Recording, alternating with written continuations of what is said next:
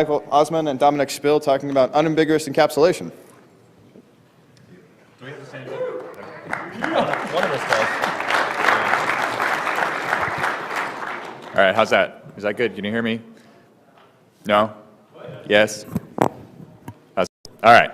Thank you, Adam. Thank you, ShmooCon. Thank you, everybody, for being here. Unambiguous encapsulation, separating data and signaling. And we're going to use the word signaling sometimes in this talk. Also, we'll use the word is that there's the ShmooCon drinking game, and this year the word is metadata. Right? Right? Yeah. So if you haven't started already, right, take a shot every time somebody says metadata. And so just so you know, especially if you're playing along, or if you're playing along at home or streaming, right, Ted? We're good? When we say signaling, we mean metadata. Sometimes we talk about inner data or outer data. We're talking about encapsulating data within other data. So if we say outer data or signaling, we mean metadata. All right. So I'm Michael Ossmann. I started this project, and you may know me from various open source hardware projects that I do for primarily for the hacker community. And I started Great Scott Gadgets actually here at ShmooCon for that purpose. And is this one on? And I'm Dominic, and I work on Ubertooth and various other USB-related sniffing things. Generally, if something communicates using packets, I'm interested in trying to sniff them, and that's mostly what I do. Yeah, we kind of want all the things. So Dominic also has a talk tomorrow morning that you should check out on USB man in the middle stuff. That's pretty cool. So this is a number you've probably seen in a lot of cyber fast track supported projects. So we are glad to be among them. The problem of encapsulating data within other data, and what we mean by unambiguous encapsulation and why we think it's important. And then we're going to talk quite a bit about error control codes. And we'll explain why we think that's important to this project, although the concept of unambiguous encapsulation is something that goes far beyond. And then we're going to talk about our work on specifically finding particular codes that can be used to support unambiguous encapsulation. And I project very much because I was inspired by the Langsec research. So if you are familiar with it, you'll probably quickly see why this is related. If you're not familiar with it, definitely look it up.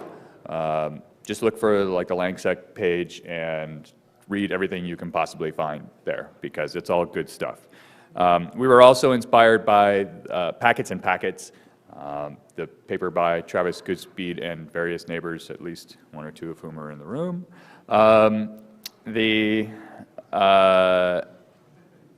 This is a really exciting thing that we'll talk a little bit more about. And so that's what kind of led us to think about how we encapsulate data within other data, and how that often is done ambiguously, and that can be a problem. All right, so can I just get a show of hands? Who has heard of and in packets and kind of knows how that works? Okay, I'm going to give a very brief run through now for anyone that doesn't, because it's a great example of the problem that we're trying to solve. So what he attempts to do is hide inside the payload, which can be user-controlled, of another packet. So the idea being that he crafts an entire packet, header, payload, the whole thing, and puts it as the data he passes down to the down the OSI stack. And at some point when it's being, if you're lucky, there's some noise or a glitch or interference or whatever, the receiver to miss the starter frame header and miss being able to identify that frame. And because what that receiver is doing is just looking for that starter frame header, when it gets to the point in the transmission of seeing your payload, it goes, oh, there's a starter frame header here. This must be the start of a packet. And so it allows someone else's network, as long as the environment is noisy enough and you can send high levels of payload data in there. Travis showed this to be, which button is it on your? No, sorry. Yeah. Travis showed this to be possible on Zigbee networks. We're fairly sure it should work on 802.11, but we haven't shown it. No one's shown it yet, and there are scramblers and things that make that different. So this image is Travis doing it on a Zigbee connection, and you'll see through that list, he's getting the whole packet correctly received the whole time at the beginning, and then he gets to a point at which there's some noise, which causes it to miss that starter frame on the left-hand side, and it picks out his inner packet, which is highlighted with the tags. So credits Travis for this very brief overview of his talk, and I very much recommend you go and find a video of it. He's given it as a presentation in a number of different places. It's well worth looking at. And this year, Andrea and Danielle from Inverse Path managed to get the same thing working on wired Ethernet. And they got it working on wired Ethernet when they unplugged and then replugged in the cable. And they were able to glitch the system like that. And Ethernet's slightly different in that the end of frame delimiter that says this is the end of a packet cannot be injected into a packet. So what they had to do is with making sure they're CRC matched and then packing their fake packet right at the back end of the payload. So you need to know how big your packet sizes are. You need to be able to fudge the CRC data. There was something else in their talk that you wanted to bring up, was it? They did they actually, in addition to doing packet-in-packet, on wired Ethernet, could exploit a parser differential basically at the physical layer, so that they could, like, a passive network tab, for example, which was pretty awesome. Right, so they were able to craft packets that only certain NICs could receive. Right. Yeah. Buffer overflow attacks, because what's happening in these attacks is you're mistaking real data. You're getting them confused because you are trying to maintain state, and if the maintaining that state stops you from working out which state you're in, then you end up seeing what you believe is changing into the payload state, or this is a new packet. And with buffer overflow attacks, it's the same thing. We're writing data, but we're then executing it as if it's code. And it's a very similar technique, and actually our method could solve both problems. If you have a piece of data and you require some knowledge of the state of the system to work out what the meaning of that data is, then it's ambiguous. And you need to be able to tell the difference between your metadata, your packet headers, and things like that, and your payload.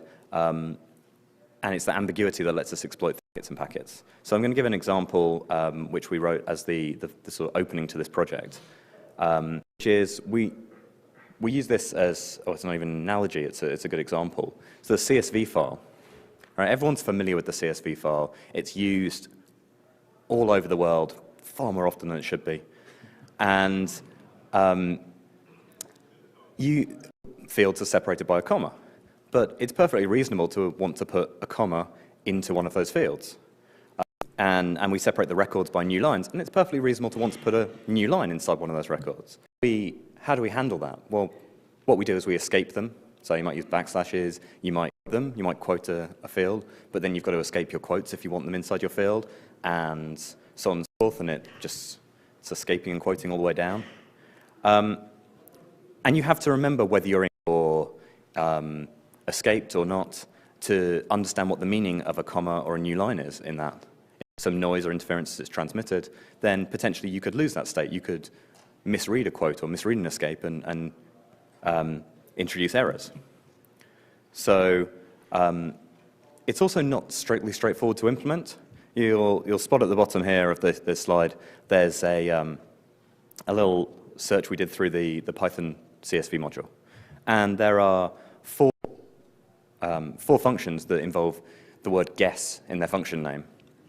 And be the method I'd like to use to decode my data. Like I'd like to be able to read a piece of data and know that what I'm getting wrote, not something that a Python programmer has guessed at with their algorithm. And various people use different escaping methods, and you don't, with most CSV files, a character, and then, so you need to know what your delimiter is in order to know how your escaping works, and it gets complicated. So we came up with a base64 delimited file format. So we all used a CSV, but we largely kept it the same, and we took away a fairly key feature. Every field is base64 encoded, and then we separate them with commas, full stops, and we also added in the opportunity to put in headers, because this is creating tables and things like that so often that you might want a header row. And so we put them in, and they have different escaping and encapsulation. And none of these characters appear in base64 encoded data, so there's no way you can mistake a delimiter for some data. So we have an example here, 3 cons that I'm sure you're all familiar with. And you'll notice that if this is a CSV file, we have to quote Washington, D.C. if we want to put a comma in there.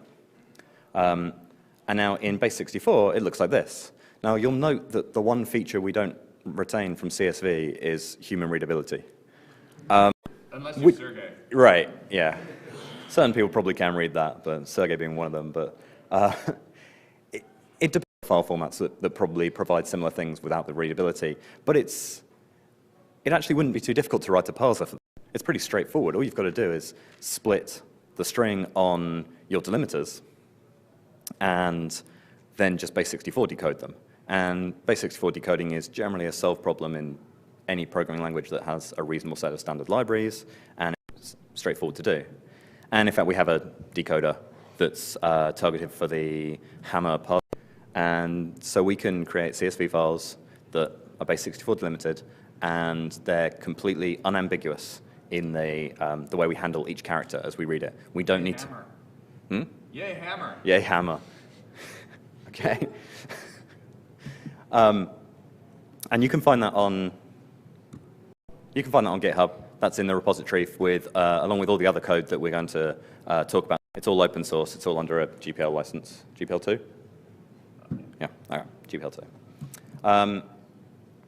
And Dan Kaminsky has Interpolate, I think that's how you pronounce it, which is a similar method for working with SQL injection in PHP.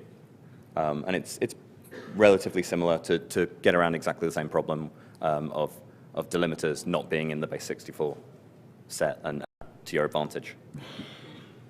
So ambiguous encapsulation, this is just a repeat of the earlier slide. We can't know the meaning of a character or a bit of information without knowing the state or the context that we're currently in. And what we want is unambiguous encapsulation. So it's just the opposite. We want to be able to take a piece of data and with any external information, any kind of context, we want to be able to determine what that means. So the base64 file format manages this because we know for every character, is that in the base64 set or is that in one of our delimiters? And one or the other, it's never in both. And that's what we're trying to achieve, and that's I think, a fairly good example of what we're trying to achieve with this project. But obviously, we're not trying to achieve it at the CSV file level.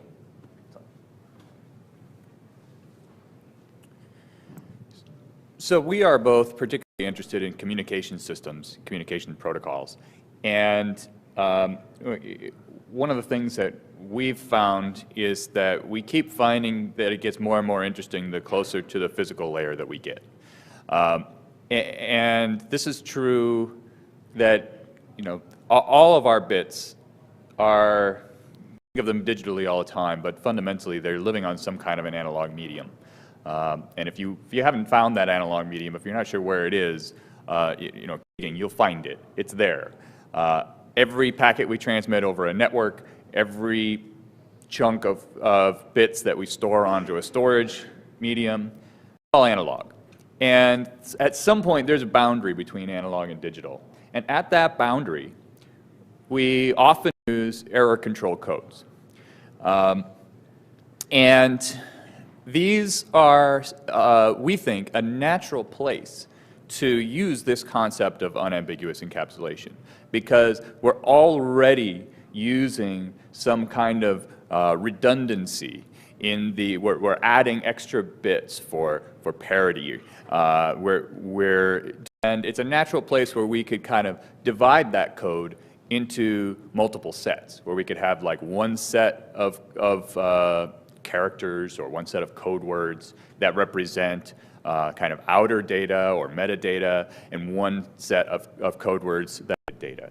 And this could, this concept of unambiguous encapsulation, we can use all over the place, anywhere you embed or encapsulate data within other data. But we think that any place that error control codes are used is a natural place to consider doing that.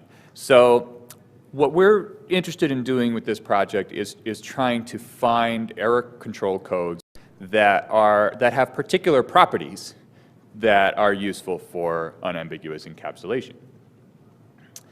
The error control codes in general, and specifically the ones that we're working with at this point in our project, are codes that encapsulate data into words. So a code word is like a string of bits, for example, and a particular represents some piece of information.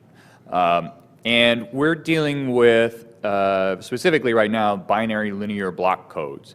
And if you don't understand everything that's on the screen right now, don't worry about it. There really isn't that much about coding theory that you have to understand what we're doing.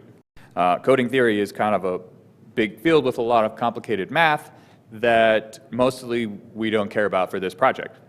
A linear block code that is kind of the classic example.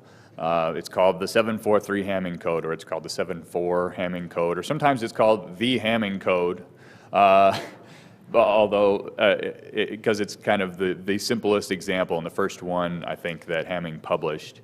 And he was, by the way, I believe this code, this encoding technique, was that he was working with punch card systems, and the story is that he was frustrated with the unreliability of reading the bits off of the punch card correctly. The ones that were supposed to be read, you write some to a punch card, you read them back, and you get errors here and there. So he was trying to deal with that problem. So the 743 Hamming code is made up of these 16 code words. Each of these code words is 7 bits long. That's a 743 code. The 7 means the length of the code word is 7 bits. This code, so if I want to transmit some information to Dominic, I pick one of these 7-bit code words and hand it to him. And then I pick another 7-bit code word and represent 4 bits of data. Why 4 bits? Because 2 to the 4th is 16. There are 16 total code words, right? If there were only 2 code words, then I could hand him one and it would be a 0, and I could hand him the other and it would be a 1, right? If we have a set of 2 to the 4th code words, then every him represents 4 bits. So we've expanded our number of bits that we have to transmit or store by from 4 bits to 7. Every time we want to communicate 4 bits, we're actually transmitting 7 bits. Redundancy provides us with some benefit. So, and I have these kind of in a jumble here because I didn't put them in any particular order. There are, I'm not specifying represents what 4-bit value. There is a standard mapping that is typically used, and all this maps into clever methods of decoding based on that mapping, but we don't really care about that right now. All we care about for this project is their words, and each one is 7 bits long. Because there are 16, this codes 4 bits of data per code word. And the last thing that's the last characteristic that we find interesting is what's called the Hamming distance. And this is just another use of the word Hamming that comes from the same guy. The Hamming distance is between 2 code words. The Hamming distance is the number of bits that differ. So if you take, say, on the left-hand side, the upper left, the top 2 in the left column there, those two codes differ from each other by 3 bits, which means the Hamming distance from one to the other is 3. If you take the next pair, like on the left-hand side of the screen, the second and third, those two codes differ by 4 bits. So the Hamming distance between that pair of codes is 4. If you take every single possible combination of 2 codes on this screen, you should find that the Hamming distance between any 2 is 3 or more in this particular case. But the minimum Hamming distance of this code is 3, which means if a bit is flipped, then we still actually know what data were transmitted. We know if one bit flipped doesn't want to make one of these codes turn into another one of these code words, right? You have to flip at least 3 bits to make one of these code words become another code word. So 7. The number of code words is 2 to the 4th, or 16, and the minimum Hamming distance is 3. And what that Hamming distance gives us is these properties. If we have it flipped, then we can correct an error when we read this code or receive this code, and it's had 1 bit flipped. It's only 1 bit away from one valid code word. There's only one code word in the set that could be that we received with 1 bit flipped. So that allows us to correct a single bit error. So this is an error correcting code. If there are 2 bits flipped, we could see that what we received is not a valid code word. But if we try to correct it, we may end up with the wrong one. We're not able to correctly correct that bit error, that dual bit error. And if there are 3 bits flipped, well, we might actually receive a valid code word that was not the intended data. So we completely fail. We can get an undetected error if there are 3 bits flipped in a code word. And so this is just like the classic introductory coding theory, I think. But you can imagine that if we added more bits, if this were 843, or if we were just to add an 8th bit onto every code word, we can maybe you could make an 844 code, or a 944, or a 945, or right. There are all kinds of different sets of code words that we could come up with, and the more of that set of code words, the more capability we will have for error correction and error detection. And those are the 2 properties that people generally look for when they're selecting codes. So what if you were going to implement Hamming code, the 743 Hamming code? If you wanted to create the transmitter of this code, then you would probably do it with a lookup table, because all you have to do is take 4 bits of your data and do a lookup table with 16 elements. That, right? Really simple. If you were going to implement a decoder, you could also use, it has to be a bigger lookup table, right? Because when you receive or read those 7-bit code words, there are 2 to the 7th for what you get. So you need 2 to the 7th, or 128 elements in your table. It is often overlooked because, for various reasons. One is the fact that this is a pretty short code. A lot of systems use codes with longer code words.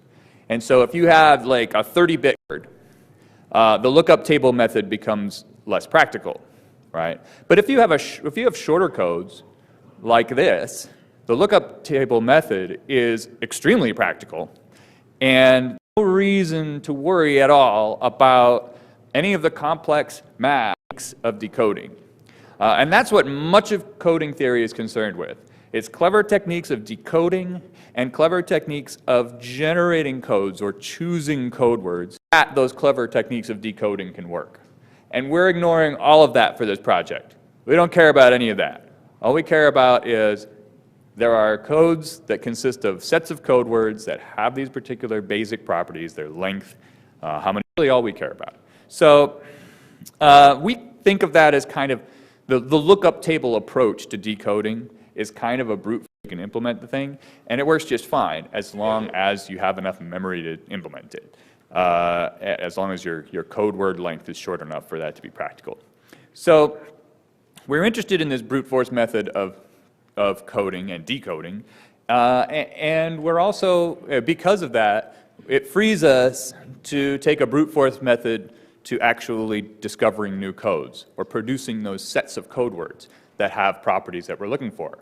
So that's what we're doing. We're just brute force searching through all the possible code words we might use to see if we can find sets of code words that are interesting to us or have particular properties. So let me give you an example of one of the, this is the smallest, the shortest, simplest code that we found that has this particular property I'm about to describe. This isn't a particularly useful code because it's very short. But it illustrates, it's the simplest example we found that illustrates the property we're interested in. So here's a 532 code. So what does that mean? It means every code word is 5 bits long.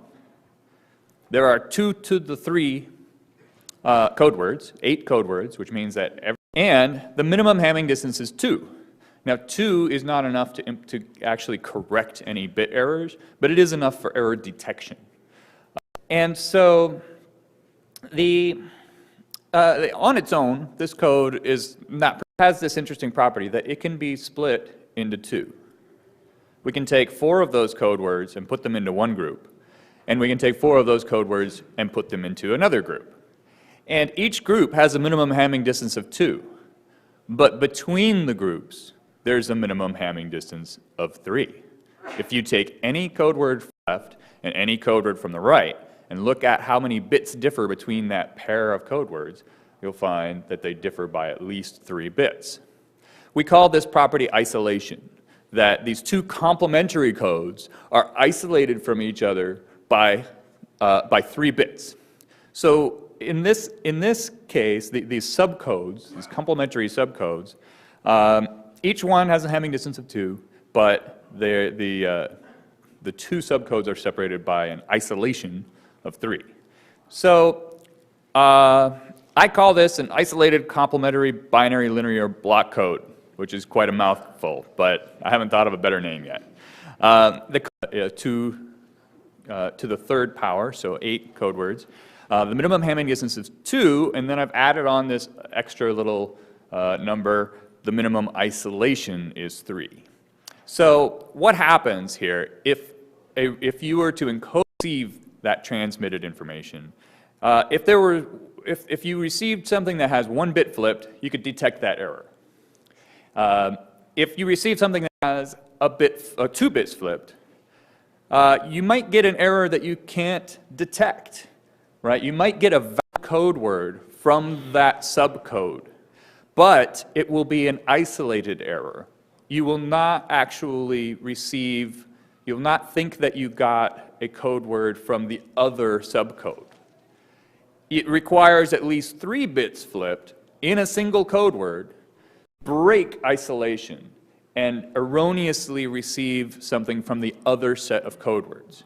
So if you use this for encapsulating data, if those subcodes for the inner data and 1 subcode for the outer data, you are highly unlikely to ever situation where encapsulation is broken, where you incorrectly think that some inner data is outer data, or vice versa. So, is this where you take over? It was all right. Me, yeah. It's okay, you can do it all if you like. So we wrote a little C program that is also on the GitHub repository if you want to go and have a look. It is, yeah, Mike sent me this file, and he's like, oh, it's like 1,000 lines of C. You just read through it and work out how the project works. And then he went on vacation, and I'm just like reading it and going, I don't understand. Why does this function take 12 arguments? So, yeah, because you know what was going on. So Python, which means it runs at significantly slower, but you can read it, so, whichever you prefer.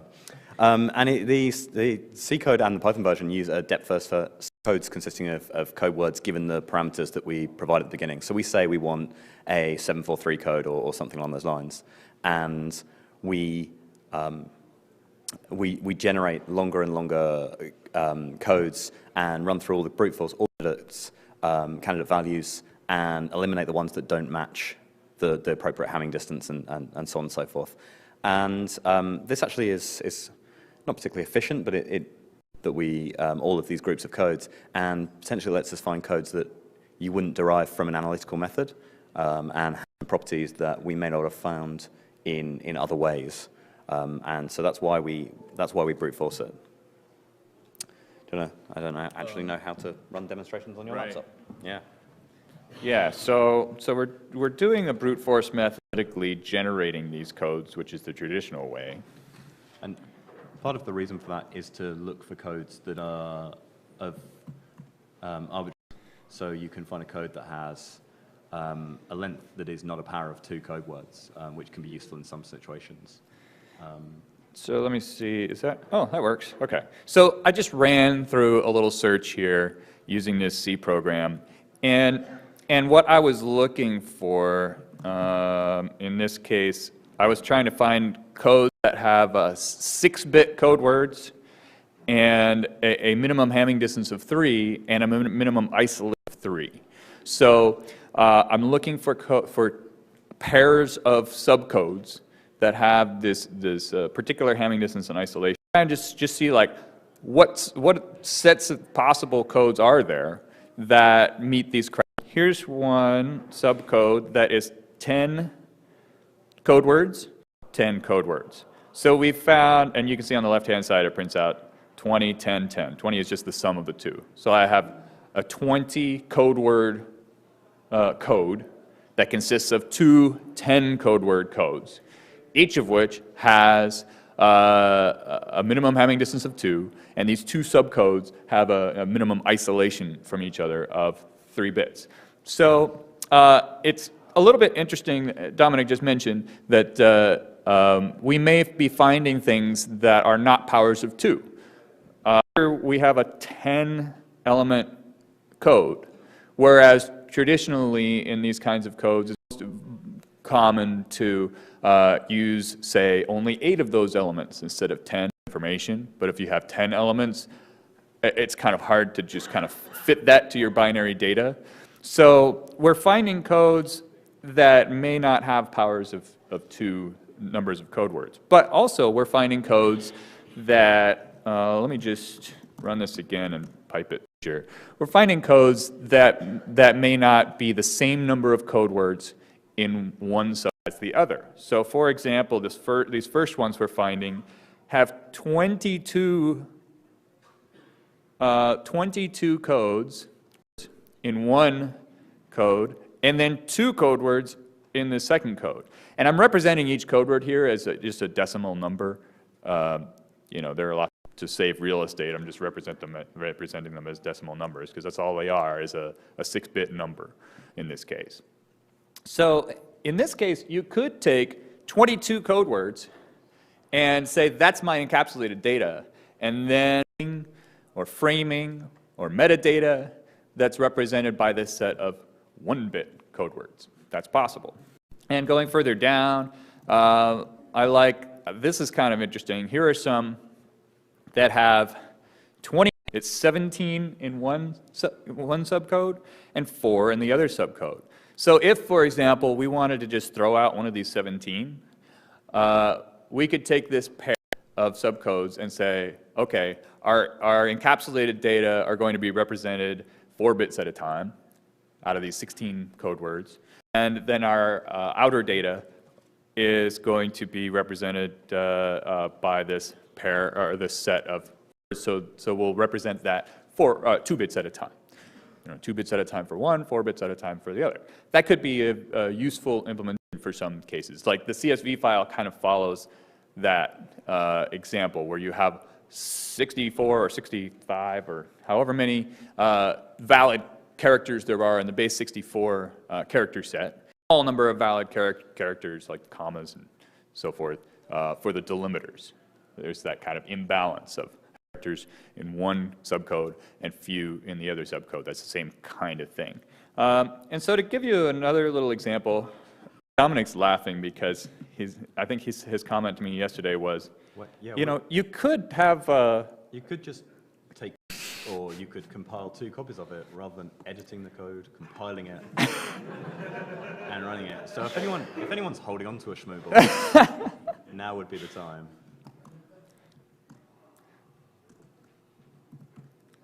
So just to give you an example, now I'm going to do something where I'm looking for like 8-bit code words. And this may not be as good an example. Did I not? Did you recompile it? Oh, you know, I didn't give it a name for the object file. So this is an example where I'm trying to find 8-bit code words, and you can see that it's really slow. It's trying to find a set that has like 104 in one code and at least 2 in the other subcode, right? And it's just kind of going down and looking for the biggest codes that it can possibly find that meet these criteria. And this is not going to complete in any kind of reasonable time frame.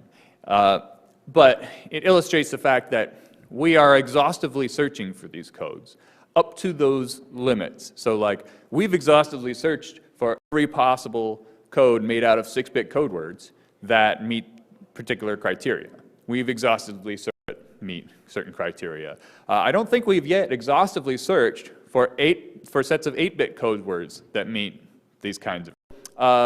We are proving the existence of codes up to that have these properties, or if we had failed to find any at this point, we would be disproving their existence up to certain code word length that we're trying to accomplish with this project. So far we have actually found codes, so we're not really disproving anything. But that's our goal, is to kind of improve this and try to find longer codes that are more generally useful, because the longer they get, kind of the more interesting properties they have. You want to talk about that? Yeah, why not? So it's worth mentioning as well that we did debate leaving it to run on Mike's laptop yesterday to search for 8-bit codes, and we forgot to plug it in. And so I got a certain way through the search, and then we came back to find the laptop off and unhappy and hot.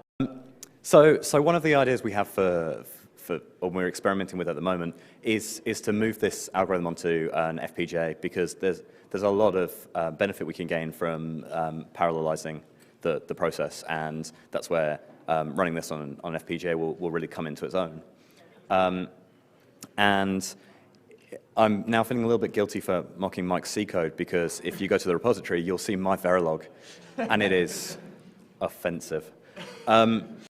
And so one of the problems that we've come up against is we have a recursive algorithm, and it's quite a neat little recursive algorithm, and that's not a particularly easy thing to implement when you've got to specify the size of your layout on an FPGA at compile time.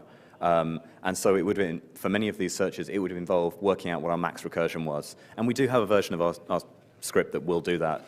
It will only recurse to a certain length of code, and so on and so forth. But ideally, I think we'd like to find an algorithm that gets us the same thing, but we don't need to be recursive. And when I tried to do that, I had to try and manage memory in Verilog, which was where it all went hideously wrong. So that's something we're working on. That's something that doesn't quite work yet, and we're currently targeting that to some Altera boards that we have for another project. And then we're going to hopefully look for even larger codes using some Pico hardware, I believe is the plan. Get a little nod from the Pico guys sat over there. And the plan is that they have can rent time on, and we plan to do that, to look for even longer codes and try and find, we're hoping that the longer these codes get, the more interesting properties we'll find for isolation and strange code sizes and things like that. So, did you want to take this one, or? Yeah, sure. Yeah, all right. So basically, we think that error correcting codes, error control codes in general, the way we've seen them selected in the past is that people are choosing them based on their code rate and based on which is like the efficiency, the number of bits you have to transmit versus how many bits of information you're conveying. Also the complexity of the decoder and the probability of an undetected error or the probability of an uncorrected error. Those are kinds of the criteria that people use when they choose an error control code. But we think that there should be another criterion added to this list, that the probability of encapsulation breakage, then you completely prevent packet-in-packet, for example. If you can prevent breakage of encapsulation in other types of systems, you might prevent things like buffer overflows. And so we think that that's an important property. And so we think anytime you encapsulate data within other data, you should consider unambiguous encapsulation. I'm not saying you should go necessarily and like replace every place you use a CSV file with our base64 file format, but you might think about it. It's definitely worth considering the property of unambiguous encapsulation and seeing if you can accomplish that in your system. And we hope that this project will kind of shine a light on that design pattern a little bit and enable people to build systems that are more resilient in the future. So we want to say thanks to the Langsec community, the whole crew, because, Sergey, welcome, because it really is awesome stuff and really inspired our line of thinking here. Also, thanks to the DARPA Cyber Fast Track program, Bit Systems, and Pledge for helping us with this project. And thanks in advance, David, because we're going to use you soon. Any questions before we go? Anyone? What? Oh. Just shout it. Yeah, hi, I'm Crispin. 15 years ago, I invented StackGuard, which was filing defense against buffer overflows. About a year into that project, we came up with something we called the Terminator Canary, where the stack canary word was character return, line feed, and null byte, which is exactly what you're just describing. That's so awesome. So yeah, Crispin, thank you. Stack Canary. That's definitely a relevant thing to bring up, and it's a good illustration of how we're trying to promote a very general concept. That is an example of you heading in the same direction years ago. Thank you, thank you. Also, there are examples here and there from history, including in communications protocols, where people have implemented something like unambiguous encapsulation, even if they haven't really thought about the general theory of it. And there's all kinds of interesting history of like telecommunications, like T1 signals that, where people were accidentally breaking encapsulation to change things and essentially implement escaping at the physical layer to communication systems and storage, data storage. I mean, we have places where we've seen this kind of breakage and fixing happening. But we're hoping to, get the conversation going about this as a general theoretical concept that in general all the time. So thank you, Crispin. Anybody else? Sergey?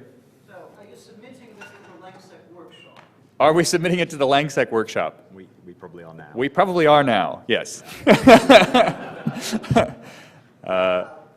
anyone is wondering, this is exactly the kind of effort that we want to see at the Langsec workshop that will be in San Jose in May. If you're interested, go to langsec.org and find the SPW workshop. Yeah, if you didn't hear that, langsec.org. workshop in May. So we're going to try to make that happen, and we hope that anybody who's interested in this stuff also checks that out. Because personally, I think that LangSec is the most exciting thing going on in our field right now,